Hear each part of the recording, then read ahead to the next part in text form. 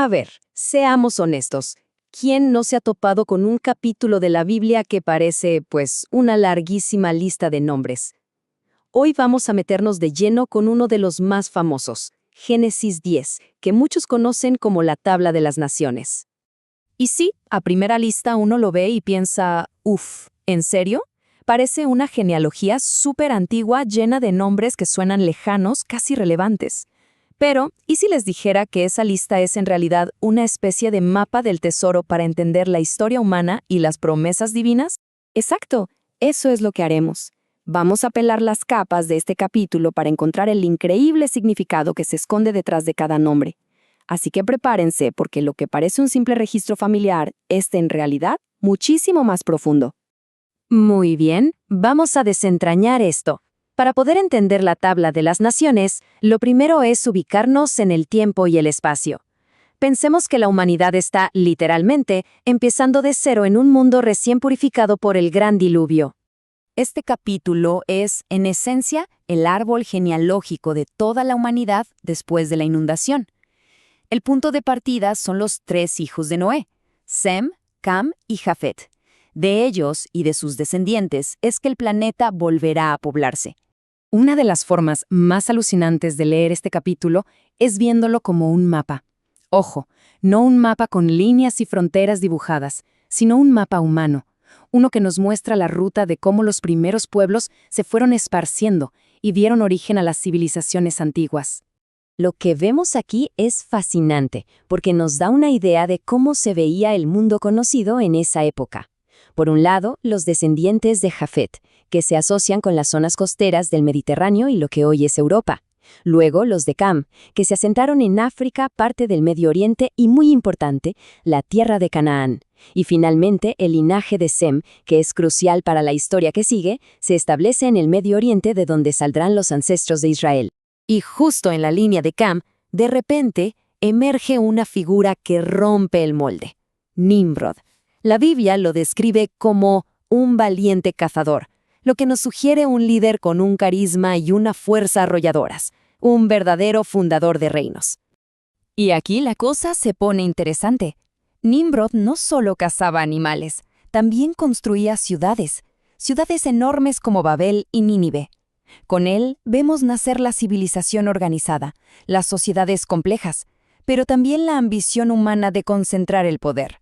Un tema que, por cierto, será el protagonista del siguiente capítulo con la Torre de Babel. Bueno, dejemos por un momento la geografía y la historia para meternos en el significado teológico. Porque esta lista no es solo un registro histórico, es la prueba viviente de que una promesa divina se estaba cumpliendo. La secuencia es clarísima y muy poderosa. Primero, la devastación del diluvio, un reinicio total. Después, el mandato de Dios a Noé: repueblen la tierra. Y Génesis 10 es, básicamente, el informe de cumplimiento. Es el detalle de cómo esa promesa se hizo realidad, generación tras generación. Ahora, dentro de este gran panorama, el texto hace una especie de zoom, un acercamiento muy particular a la línea de Sem. ¿Y por qué? Bueno, porque es precisamente este linaje el que nos va a llevar directamente a Abraham y, a través de él, a la nación de Israel. La historia está comenzando a enfocarse. Y dentro del linaje de Sem, nos encontramos con un personaje llamado Peleg. Su nombre literalmente significa división. La Biblia dice que, en sus días, fue repartida la tierra, lo que es una clarísima pista, un adelanto, de lo que pasará muy pronto con la Torre de Babel y la dispersión de la humanidad. Para nosotros hoy, una genealogía puede parecer una simple curiosidad, algo para buscar en Internet. Pero tenemos que entender que para el mundo antiguo era algo absolutamente fundamental para la identidad de una persona y de un pueblo. O sea, una genealogía era tu documento de identidad, tu pasaporte, tu mapa de herencia cultural y, sobre todo, la prueba tangible de que Dios estaba obrando a través de la historia.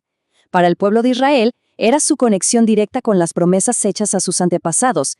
Eran pocas palabras, su ancla en un mundo muy cambiante. Ok, todo esto sobre el mundo antiguo es fascinante, sin duda.